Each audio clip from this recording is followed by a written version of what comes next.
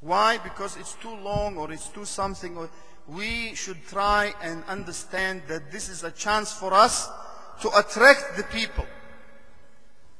And Ibn al-Qayyim rahimahullah used to say, الفرق بين الزاهد والداعية إلى الله, the difference between a zahid, person who tries to abstain from worldly things, and a person who calls to Allah, and that is ulama, is that the zahid, he wants to make people leave what they know, al-ma'lufat, what they are used to, and it is hard for them. داعية إلى الله, the ulama, what do they do? هو يحبب الدين إلى الناس. There is a difference between that and this. He makes people love the deen. And one of the ways to make people love the deen is to try and explain and show that Salatul Taraweeh is enjoyment, not punishment. And if you, my dear brother or sister, feel tired, you are allowed to sit in the Salah. Because the ulama said, what you can do in nafil is not what you can do in fard. There is a difference. And the Prophet ﷺ in Salatul Layl, Aisha said, when he didn't feel like standing, he would sit. He wasn't ill. Like some brothers say, you have to be ill to sit down. No. If you feel tired, you can sit down on a chair, on the floor, and we shouldn't be shocked at that. Because we want every person to do every ibadah that we can and to enjoy it. وبالله التوفيق.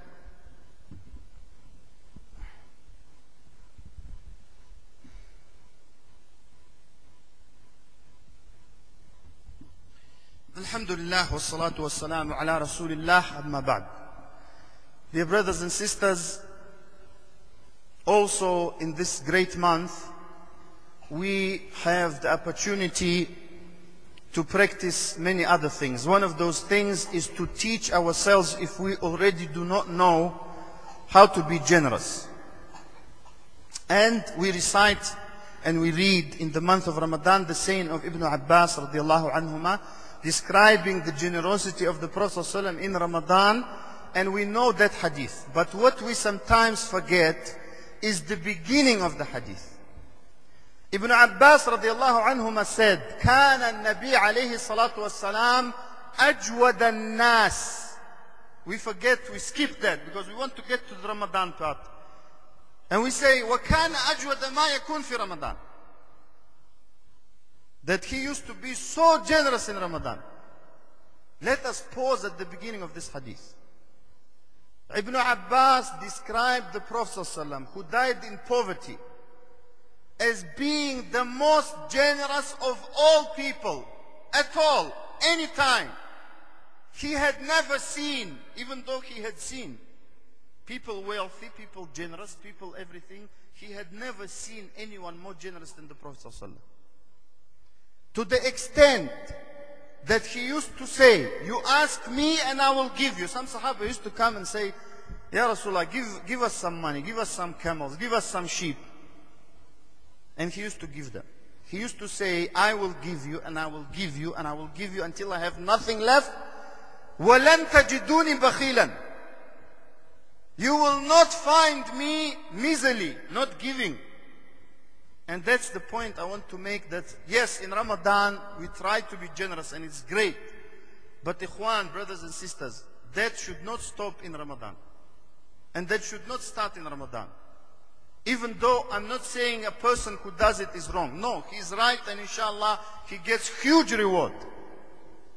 But what we want to pay attention to is the statement of Ibn Abbas at the beginning of that hadith. كان النبي صلى الله عليه وسلم أجود الناس على الإطلاق. He was generous. So in this month we have a chance to learn to sacrifice our time, to sacrifice our home. We are very reluctant to invite guests. I am saying we because in the West we have different rules. If you go to Muslim countries, to the poorest household, I challenge you, go to any Muslim country, ikhwan. And you, mashallah, most of you from Muslim countries.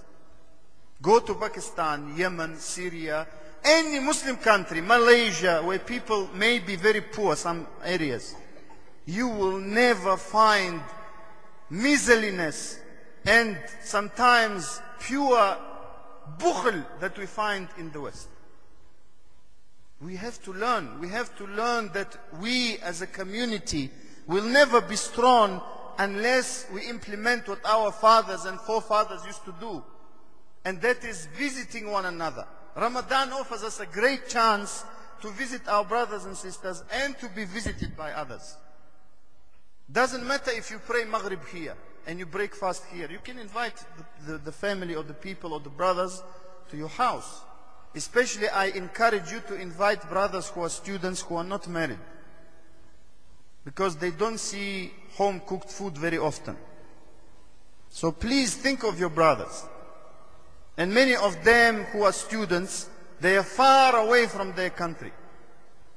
They are strangers here. More than you. Yes, we are, some would argue we are all strangers here.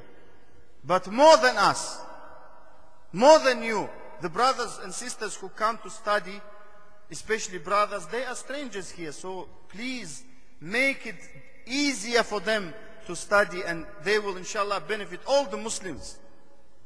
Make it easier for them to study. Make it enjoyable for them to remember Ramadan. It's not going to be the same, but we all know it. But a little bit like they used to fast at home.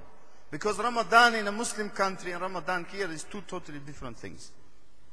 So therefore, we should try, and in Arabic there is a very nice saying which many of you know, مَا لَا يُدْرَكُ كُلُّهُ لَا يُتْرَكُ جُلُّهُ. That what you can't do all of it, you don't leave some of it or most of it. So if we can do most of it, some of it, we shouldn't leave it. So the Prophet ﷺ used to be generous. The Prophet ﷺ, ikhwan, for those of you who don't know, he had one room. Whether if you call it a bedroom or a reception or a kitchen, it's up to you. But it was one room. And Aisha radiallahu anha and other wives, they used to have a curtain. That's it. The room was one, and it wasn't huge. And how many visitors did he used to have, alayhi salam? So that no one has an excuse to say, my room, my house is small.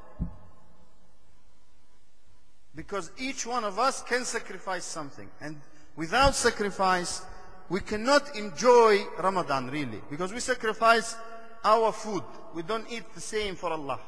We sacrifice our drink. We sacrifice our desires for the sake of Allah. So why can't we increase and sacrifice something even smaller than that?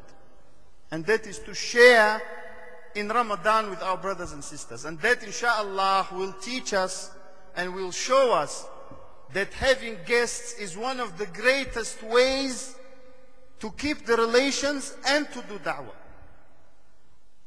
The Prophet ﷺ used to have guests. He used to give a lot. And one man he gave, as it is in Sahih Muslim, on the authority of Anas, sheep like between two mountains. How many sheep is that? Thousands upon thousands upon thousands. And if we can give that, that's good. If we cannot, we can all do something.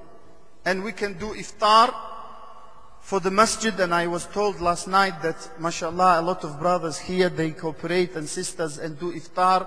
I want to encourage you. And I want to say you are doing a great job. May Allah reward you and continue. Because we only come and talk to the masjid committee when something is wrong. The door is wrong.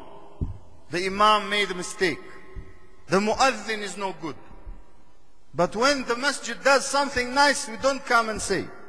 We have to encourage. The Prophet ﷺ used to do it with his sahaba radiallahu anhum, and he used to hug them, he used to take them, and he used to encourage. So I encourage you, brothers and sisters, those of you and who are doing it, and I encourage everyone else, if you can help with anything, whether it is distributing cups and plates or cleaning up afterwards, please do, because you will share in the reward. Allah does not waste your reward. Last topic, but it's not the least, it's very important. I want to talk about the Quran. Because this is the month, شهر رمضان الذي أنزل فيه القرآن. And again, we stop there. We don't go beyond that part of the ayah.